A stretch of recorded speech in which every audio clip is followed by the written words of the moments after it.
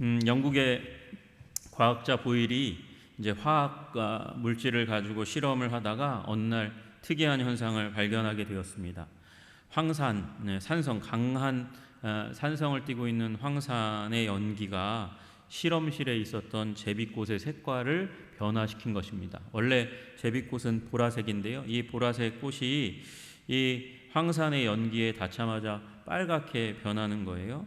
그래서 이거 되게 신기하다. 이런 식물이 또 다른 것이 있을까? 그러고 찾아보았더니 튤립, 자스민, 백꽃, 그리고 리트머스 이끼. 리트머스 이끼는 이렇게 바닷가에 이렇게 자라는 한 10cm 정도 자라는 그런 이끼인데, 그 이끼가 이 산성이 닿으면 또는 강한 알칼리성이 닿으면 색깔이 변한다는 것을 알게 되었습니다. 그래서 만든 종이가 이제 산성인지 알칼리성인지 구분하기 위해서 사용하는 시험지가 생기게 되었죠. 우리가 화학 시간에 배웠던 리트머스 시험지가 바로 그렇게 해서 보일이라는 과학자에 의해서 시작된 것입니다. 오늘 사도 바울은 자기의 시약, 복음, 그리고 그것과 관련되어 있는 시험지를 가지고 예루살렘 교회를 방문했던 사건들에 대해서 이야기하고 있습니다. 사도 바울이 이렇게 사역한 지 14년 만에, 회심한 지 14년 만에 예루살렘 교회를 방문하게 된 이유가 있었어요. 왜냐하면 사역을 시작해서 꽤 많은 시간이 흘러왔는데 그것으로 말미암아 많은 열매가 맺어졌는데, 문제는 바울을 추적하면서 방해하는 사람들, 유대화주의자들 때문에 곤궁에 빠졌기 때문에 그렇습니다. 이 바울이 가가지고 복음을 전해서 그래서 회심자들이 돌아오고 교회가 세워지면 그 뒤로 바로 거짓 교사들이 따라와서, 유대화주의자들이 따라와서 추적해와서 복음을 이 바울이 전한 복음의 권위를 무력화시키고 무너뜨리고, 그리고 바울이 사도가 아니라는 사실을 많이 강조하는 일들이 일어났던 거예요. 그래서 사도 바울이 예수 그리스도의 이름으로 가르치도록 부름받고 위임받고 권한을 가지고 그리고 사역했다는 사실을 부인하는 그 사람들 때문에 바울의 권위가 무너지고 바울이 전한 메시지가 탄핵당하는 그런 일들이 일어나게 되었습니다. 그러면서 그들이 강조했던 그 강조점이 뭐냐면, 바울의 복음이 누구의 복음과 다르다? 베드로를 필두로 하는 사도들의 복음과 다르다는 거예요. 바울의 복음과 베드로의 복음 중에서 어떤 게 더 신빙성이 있겠냐? 예수님과 함께했던 베드로와 그의 사도들의 메시지가 예수님을 한 번도 보지 못하고 오히려 예수님을 핍박했던 사울이었던 바울의 복음보다 더 권위 있는 것이 아니겠는가? 이 둘 중에서 당신은 어떤 것을 선택할 것인가? 이렇게 내밀면 당연히 사람들은 베드로의 복음, 사도들의 복음을 선택하는 일들이 일어나는 것이죠. 그래서 바울이 큰 공궁 가운데 빠졌어요. 근데 문제는 바울이 공경 가운데 빠진 게 문제가 아니고, 바울이 전한 복음이 폄하되고 복음을 받은 사람들이 이 바른 복음에서 떠나는 것 때문에 바울이 큰 마음의 상처가 있게 되었습니다. 그래서 바울이 이제 결단을 하게 되는 것이죠. 바나바와 더불어서, 디도와 더불어서 예루살렘 교회를 방문하게 되는 일이 일어나게 되었다. 이렇게 오늘 2장에 이야기하고 있는 것이죠. 여러분, 1장에서 다른 복음을 전하는 자는 저주가 있을 것이다 이렇게 말했잖아요. 그리고 이 사도들에게 배우지 않고 잠깐 사도들과 함께하는 기간들이 10여일간, 보름 정도의 기간이 있었지만 그 가운데서 그들과 복음에 대해서 배우지 않았다.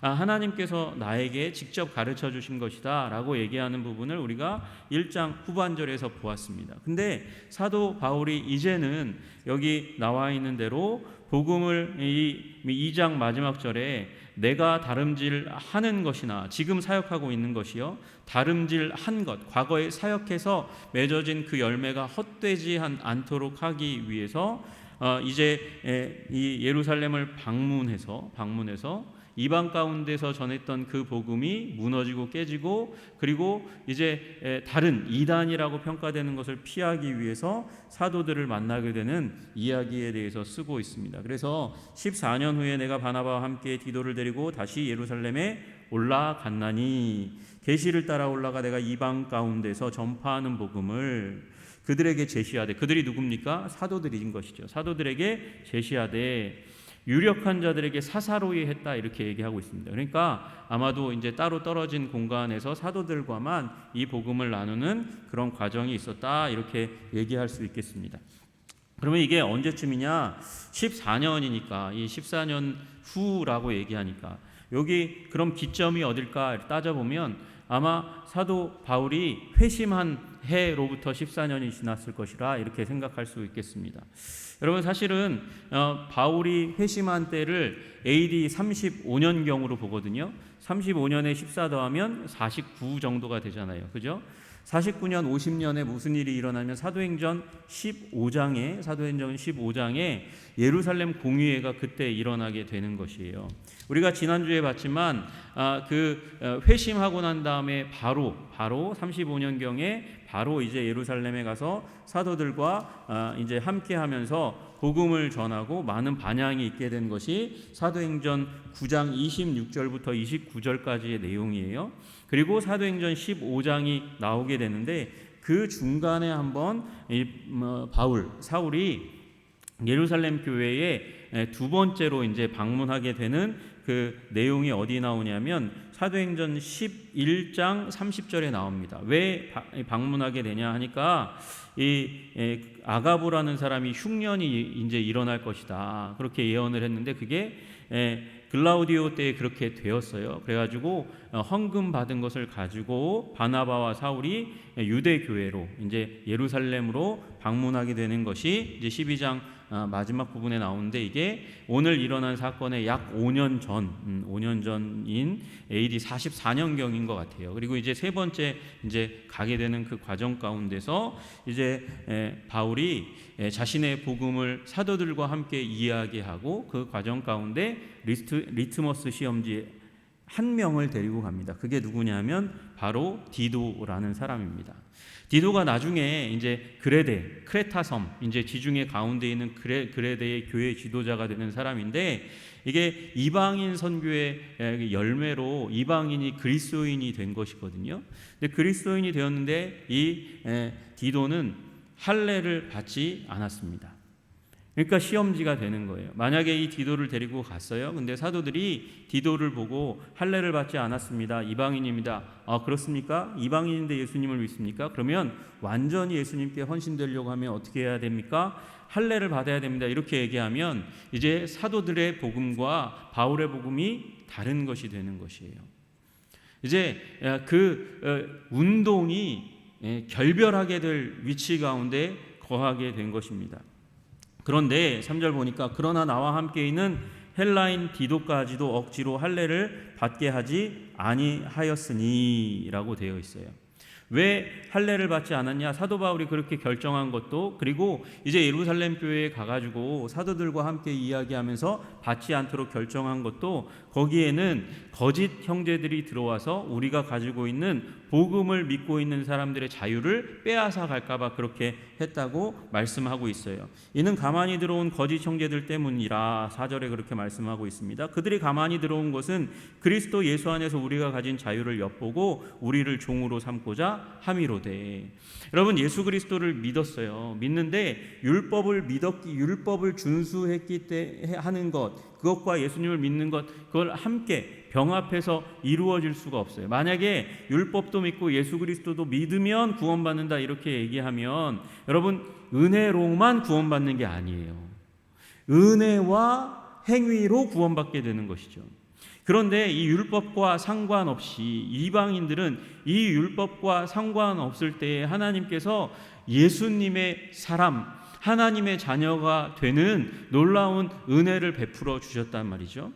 그런데 그렇게 은혜 받았는데, 그래서 예수 그리스도를 따르는 제자가 되었는데, 이제 예수 믿었더니 그 유대인들처럼 할례 받아야 됩니다. 율법을 따라야 됩니다. 월삭도 지켜야 되고 안식일도 지켜야 되고 유월절도 지켜야 됩니다. 갖가지 율법의 조항들을 얘기하고, 그리고 결례에 따라서 더러운 것을 피해야 됩니다. 이렇게 얘기하는 율법의 조항들을 적용하기 시작하면 이방인들은 유대인의 율법이 가지고 있는 그 무게와는 다른 무게감을 가지고 있고, 그 조항들도 다 알기가 쉽지 않으니 얼마나 불편한 삶을 살아갈 수밖에 없습니까? 그러니까 자유를 빼앗기는 거예요. 율법 없이 구원받았는데 구원받은 다음에 율법을 다시 따라야 된다고 하니까 너무나 많은 속박이, 자유가 사라지게 되는 일들이 일어나게 되는 것이죠. 그래서 거짓 형제들이 들어와 가지고, 형제라고 주장하지만 형제가 아닌 자들이 들어와 가지고 예수 믿었습니까? 그러면 구원받으려면 할례를 받아야 되고, 그리고 율법의 조항들을 따라야 됩니다. 이렇게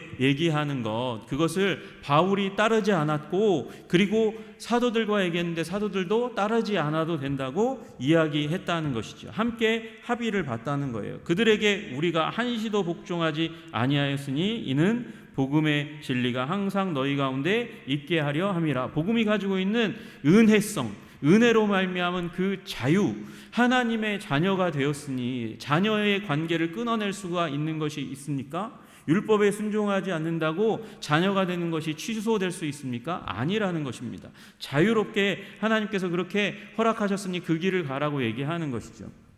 여러분, 그런데 여러분, 이 오늘 본문만 보면 아주 그럴듯한데 사도 바울이 나중에 무슨 일이 일어나냐면 디모데, 할례 받지 않은 디모데에게 할례를 준단 말이에요. 이게 뭔 말인지, 이게 무슨 일이지? 디도는 자유를 뺏어갈까 봐 할례를 주지 않는다면서요. 그 거짓 형제들이. 그런데 왜 디모데는 물론 한쪽은, 어머니 쪽은 유대인이고 아버지 쪽은 헬라인이지만 왜 이 디모데에게는 할례를 받게 하셨어요? 나중에 그렇게 물어볼 수 있는 거거든요. 복음이, 가지고 있는 복음이 변했나요? 바울이시여? 당신이 가지고 있는 복음에 뭐가 문제, 나중에 결함이 발견돼 가지고 디모데는 할례 주고 디도는 그때 잘 알지 못해서 할례 안 준 거예요? 그게 아니고요. 사도 바울은 진리를 위해서는, 복음의 진리를 위해서는 디도를 할례 받지 않도록 했어요. 근데 문제는 신앙이 연약한 자들, 신앙이, 복음의 진리의 문제가 아니라 이 신앙이 연약한 자들이, 누가? 디모데가 할례 받지 않았던 것 때문에 자꾸 시험을 받게 되니까 사랑 때문에 디모데, 한쪽이 유대인인, 어머니가 유대인인 그 디모데에게 할례를 받도록 해서 할례를 받게 되는, 그래서 이 문제, 사랑의 문제에 있어서는 할례를 받을 수 있지만, 그러나 진리의 문제 가지고 싸울 때 거짓 형제들과 이 복음의 진리의 전투를 할 때에는 아니라는 것입니다. 여러분, 우리가 이걸 구분할 줄 알아야 돼요. 우리는 본질적인 부분에 있어서는 타협이 있어서는 안 됩니다. 그러나 비본질적인 부분에 있어서는 우리는 사랑을 가지고 행해야 되는 거예요. 여러분, 이 할례의 문제가 어떨 때 이 거짓 교사들과 싸울 때는 이건 진리의 문제이기 때문에 타협이 없어야 되는 거예요. 그러나 사랑하는 사람이 자꾸 시험에 든다고 하면 그 문제를 가지고 이 부분에서 더 이상 갈등할 필요가 없다는 것이죠. 여러분, 술 먹는 것이 복음에는, 사도 바울이 얘기하기에는 어떻게 얘기하냐면 술 먹는 것이 범죄가 아니라고 얘기해요. 구원과는 전혀 상관없는 거라고 얘기해요. 우상에게 드려진 그 음식도 마찬가지라고 얘기하는 거죠.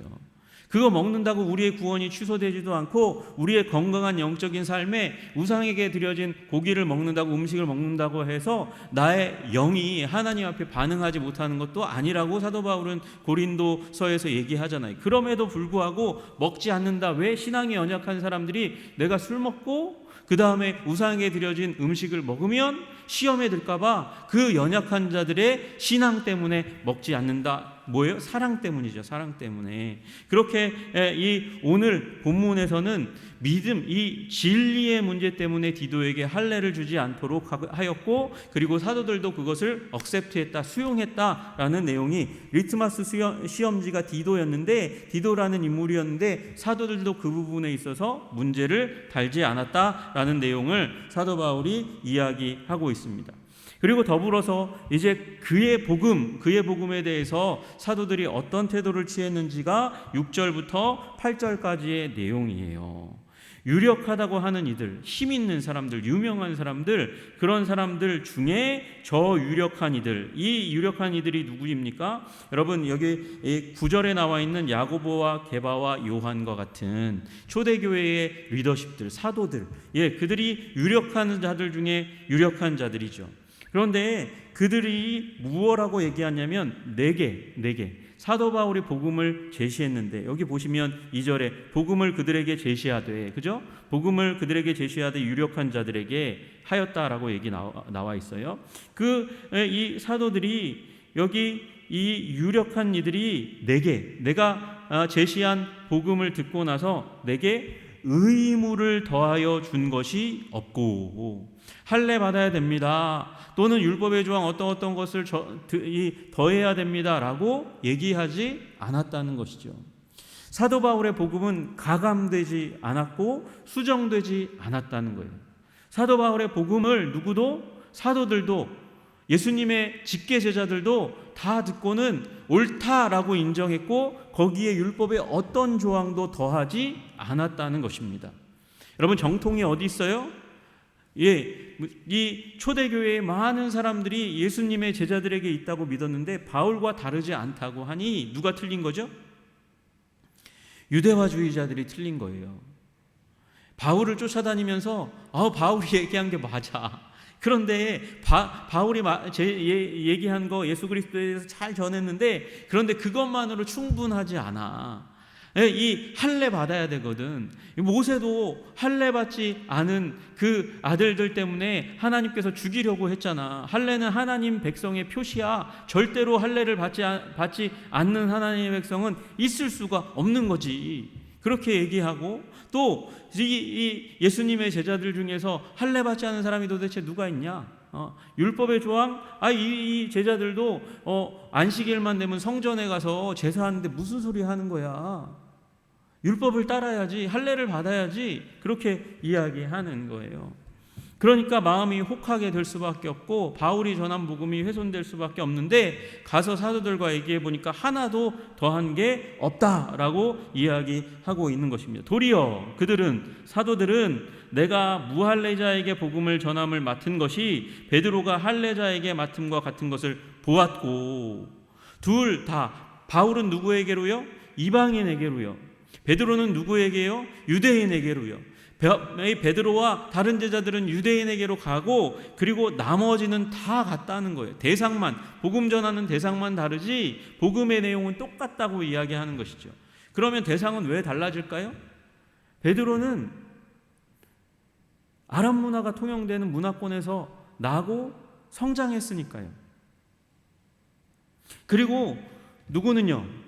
바울은 헬라어를 이야기하고 헬라 문화, 교육제도 가운데서 성장했으니까 헬라 사람들에게 복음 전하기 위해 최적화된 사람이에요. 게다가 구약의 문화, 이 성경을, 구약의 성경을 잘 알지 못하면 예수님을 구약의 약속의 성취자, 예언의 성취자라고 말하기가 어려운데, 그는 헬라 문화에 능할 뿐만 아니라 바리새 문화에서 자라면서 어떻게 해요? 하나님의 말씀, 구약 성경을 너무나 잘 아니까 이 두 가지를 함께 가지고 가서 헬라 문화권 가운데서 복음을 전할 수 있는 특수화된 사람으로 하나님께서 만들어주신 것을 이들이 인정했고, 이 바울은 누구에게로? 헬라인에게로, 베드로와 그의 사도들은 누구에게로? 이 유대인에게로 보냄받은 것을 인정했다고 얘기하는 것이죠. 베드로에게 역사하사 그를 할례자의 사도로 삼으시니가 또한 내게 역사하사 나를 이방인의 사도로 삼으셨느니라.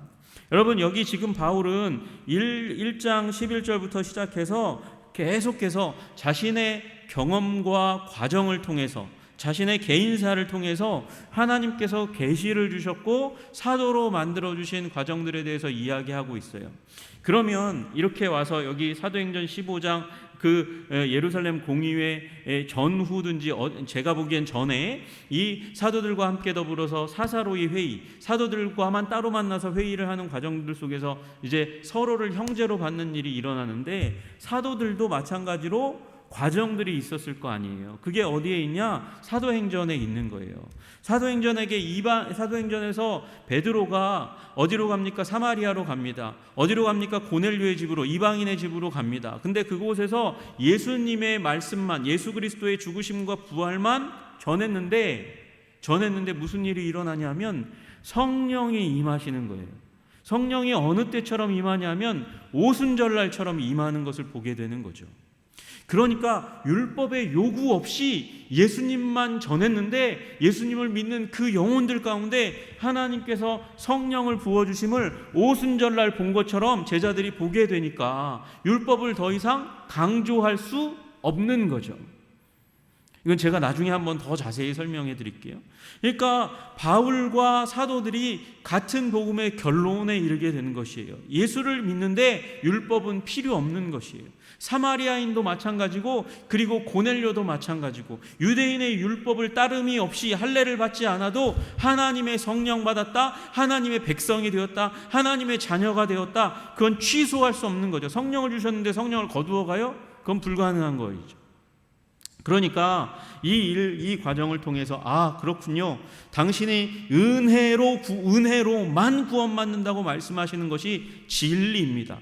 여기에 그 어떤 것도 더할 필요가 없습니다. 결론 내린 거예요. 사도들도 그냥 혹해가지고 속아서 이 사도들이 그냥 따라간 게 아니라는 거죠. 바울이 말을 너무나 잘해가지고 그 말에 현혹되어가지고 억셉트한 게, 수용한 게 아니고 성령님께서 인도하신 대로 인정한 것입니다. 그리고 나서 이제 9절에 또 기둥과 같이 여기는 야고보와 게바와 요한도 내게 주신 은혜를 알므로 나와 바나바에게 친교의 악수를 하였으니, 이 바울의 복음도 사도들의 복음과 다르지 않다는 것을 확인해 주었고, 리트머스 시험지 디도에게 할례를 행하지 않아도 됩니다. 그렇게 확인해 주었고, 이제 친교의 악수를 나누었습니다. 이 얘기는 상하 관계가 아니라 수평 관계라는 것을 의미하는 것이죠. 여러분, 이 사도 공동체가 예수님을 먼저 믿었어요. 그죠? 바울보다 먼저 믿었어요. 그리고 바울은 심지어 예수님을 육신으로 계실 때 보지도 못했어요. 제자들은 보았단 말이죠. 그러면 사람이라는 게 그렇습니다. 여기는 한 사람이고 기껏해야 바나바와 디도가 있을 뿐이고, 이쪽은 제자 공동체가 있고 예루살렘 교회, 여기는 본진, 홈그라운드란 말이죠. 그러면 권위가 더 있는 쪽에서, 권위가 힘이 더 없어 보이는 쪽에 내 밑으로 들어와라고 얘기하는 게 너무도 당연한데, 바울의 얘기를 듣고 복음 안에 있는 사람들이 우리는 상하관계가 아니고 수평관계에 있습니다. 여러분, 복음이 그런 것이죠. 복음은 남자나 여자나 종이나 자유자나 이방인이나 유대인이나 상관없이 하나님께서 베푸시는 은혜잖아요. 이 은혜를 알게 된 사도들도 마찬가지로 우리 바울을 향해서 형제라고 친교의 악수를 나누었고, 우리는 동역자라는 사실을 사도들이 나에게 확인시켜 주었다고 바울이 이야기하고 있는 것이죠. 그리고 더 나아가서 다만 한 가지만 부탁했는데, 이건 복음과 상관없이 가난한 자들을 기억해 달라는 것이었습니다. 기억해 달라는 것. 여러분, 그러나 잘 아시다시피 바울은 그 사역 가운데 마게도냐와 아가야의 부유한 이방인들에게서 연보를 거두어서, 연보 조직을 통해서 이 헌금을 거두어서 초대교회 가운데 가난한 여러 지역에 물질적인 도움을 주었습니다. 이미 바울이 하고 있는 것이었어요. 그래서 바울도 여기에 쓴 거죠. 이것은 나도 본래부터 힘써 행하여 왔노라, 이렇게 이야기하고 있습니다. 여러분, 그러면 이제 결론에 이르러서 여러분이 이렇게 얘기할 수 있을 것 같아요. 목사님, 그런데 지금 이게 오늘을 사는 우리들과 무슨 상관이 있어요? 과거의 바울의 경험이 무슨 상관이 있습니까? 바울과 이제 예루살렘 교회의 사도들이 합의한 게, 합의사항이 우리와 무슨 상관이 있습니까? 여러분, 그때 합의를 본 은혜로만 구원받는다는 이 복음의 진리, 이 복음의 진리에 의해서 우리가 결론 내리는 것은 복음은 하나라는 것이에요. 그리고 복음은 변하는 것이 아니라는 것입니다. 여러분, 복음은 하나이고 복음은 변하지 않습니다. 바울은 하나님이 자기 자신 안에 계시하신 것이 교육의 산물이 아니고 하나님께서 직접 주신 것이라고 주장했고, 사도들도 그 부분을 인정했다는 것이죠. 그리고 그것은 다른 것이 아니고 은혜로만 구원받는 것이에요. 여러분, 우리 이 세상 살아가면서 다른 여러 사람들에 의해서 복음을 듣습니다. 고린도 교회가 그랬던 것처럼 바울파가 있고 게바파가 있고 아볼로파가 있고 예수파가 있고 뭐 이렇게 있었던 것처럼 파벌을 나누는 게 사람들의 그런 특성입니다. 그러나 여러분, 스타일의 차이가 있을 뿐이죠. 만약에 은혜로만 구원받는다는 것 그 이외의 것을 주장하면 그것은 복음이 아닌 이단에 속하는 것이고, 복음 은혜로만 구원받는다 하는 것은 다르게 주장하는 관점이, 다르게 주장하는 초점이 약간 다를지라도 그것은 하나일 수밖에 없습니다. 여러분, 이 바울의 복음, 율법 없이 구원받는다고 얘기하는 이 바울의 복음과 야고보의 복음, 이 행위, 삶을 강조하는 야고보의 복음이 다른 것입니까? 여러분, 바울의 복음을 읽어보면 율법 없이 할례 없이 구원받는다고 이야기하다가 뒤에 가면 이렇게 살아라 그러면서 많은 이야기들을 해주잖아요. 다시 얘기하면 지켜야 될 거룩한 삶의 규칙은 있다는 걸 강조하는 거잖아요. 여러분, 사도 바울은 율법주의자와 싸우기 위해서 율법으로 구원받지 못한다라는 걸 가르친 거고요. 야고보는요, 율법 폐기론자들과 싸우기 위해서 율법의 조항들을 굳이 하나하나 따지면서 따라야 되는 것은 아닐지 모르지만 구원받은 것을 구원받은 삶으로 증거해야 된다고 이야기하는 것이죠. 누구에게? 율법 폐기론자들에게. 결국은 이 둘, 야고보와 바울은 스타일은 다르지만 단 하나의 복음을 얘기했어요. 예수 그리스도로 말미암은 은혜로, 오직 은혜로만 구원받는 그 복음에 대해서 이야기한 것이죠. 이 복음을 우리는, 교회는, 여러분과 저는 변질시키지 않고 지켜야 될 책무가 있는 거예요. 언제까지요? 주님 오시는 그 순간까지 우리는 지켜야 됩니다. 교회는 복음을 수호해야 돼요. 지켜야 돼요. 여러분, 그렇게 복음을 지킬 때에 교회가 지켜지는 것이죠. 여러분, 우리 교회가 여기에 50년 동안 존재하게 된 이유가 있다면 복음을 지켰기 때문에 하나님께서 우리 교회를 지켜주신 줄로 믿습니다. 여러분, 단 하나의 복음, 예수 그리스도로 말미암아 오직 은혜로, 오직 믿음으로 구원받는다는 이 복음의 진리, 그것이 성경에 쓰여져 있습니다. 오직 성경의 진리 가운데 우리가 서야 될 줄로 믿습니다. 여러분, 그래서 제가 처음에 디도와 디모데의 이야기를 했는데, 복음의 진리에 대한 부분에서는 우리는 단호해야 됩니다. 타협이 없어야 됩니다. 우리는 목숨을 걸고 그것을 지켜내야 합니다. 그러나 사랑의 문제에 있어서는 너무도 지나칠 정도로 과하게 부드러워야 될 줄로 믿습니다. 루터가 그렇게 얘기했어요. 이 부분에 대해서 제가 직접 그렇게 읽어드릴게요. 그렇다 우리의 생명, 우리가 가진 모든 것은 다 빼앗기더라도 복음, 우리의 믿음, 예수 그리스도는 절대 빼앗기지 않아야 한다는 것이다. 이 점에서 자신을 낮추고 굴복하는 겸손함은 저주를 받을지어다. 누가 저주를 받아요? 복음을 타협하고 디그레이드하고 무시하고 변개하는 부분에 있어서는 그 부분에 굴복하고 겸손하는 자는 저주받는다는 거예요. 복음을 지켜야 한다는 것이죠. 아니, 오히려 그리스도를 부인하지 않으려면 그리스도인들은 이 점에서 자부심을 갖고 인정을 베풀지 않아야 한다. 복음을 지키는 부분에 대해서는 인정이 없다는 것이죠. 그러므로 하나님이 나를 도우신다면 나의 임하는 모든 사람의 임하보다 더 단단할 것이다. 여기서 나는 금원에 따라 이 칭호를 받을 것이다. 세도 눌리, 곧 나는 아무에게도 양보하지 않는다. 그렇다 나는 심지어 전심을 다해 이 점에서 반역적이고 완고한 것처럼 보인다 해도 기쁘다. 누구에게요? 로만 카톨릭에게 반역적이고 완고한 것처럼 보여도 나는 기쁘다. 그리고 여기에서 나는 언제나 완강하고 단호하며 영원히 그럴 것이다. 그 누구에게도 한치도 양보하지 않을 것이라고 고백한다. 그러나 사랑은 양보한다. 모든 것을 참으며 모든 것을 믿으며 모든 것을 바라며 모든 것을 견디는 것이 사랑이기 때문에 그렇기 때문에 사랑에는 양보한다. 하지만 믿음은 양보하지 않겠다. 이제 믿음에 관해서는 우리는 무적의 존재가 되어야 하며 할 수 있으면 철강석보다 더 단단해야 한다. 하지만 감동적인 사랑에 관하여서는 부드러워야 하며 바람에 흔들리는 갈대나 잎사귀보다 더 유연해야 하고 모든 것에 굽힐 준비가 되어 있어야 한다. 여러분, 우리 복음의 진리를 지키는 부분에 있어서는 여러분 강하시기를 주님의 이름으로 축복합니다. 누군가가 예수 이외의 그 어떤 것으로 구원받는다라고 이야기하는 사람이 있으면 정확하게 찝어서 아니라고, 오직 예수 그리스도로 말미암아 은혜로만 구원받는다, 우리의 그 어떤 행위도 그 구원에 보탤 수 없다고 얘기하는 강력한 믿음의 사람 되시기를 주님의 이름으로 축복합니다. 주님께서 여러분의 심령의 리트머스 시험지를 대었을 때 정말 참된 믿음, 단 하나의 복음 위에 세워진 믿음을 가지고 있구나, 그렇게 주님께서 여러분을 평가할 수 있는 그런 믿음의 사람 되시기를 주님의 이름으로 축복합니다.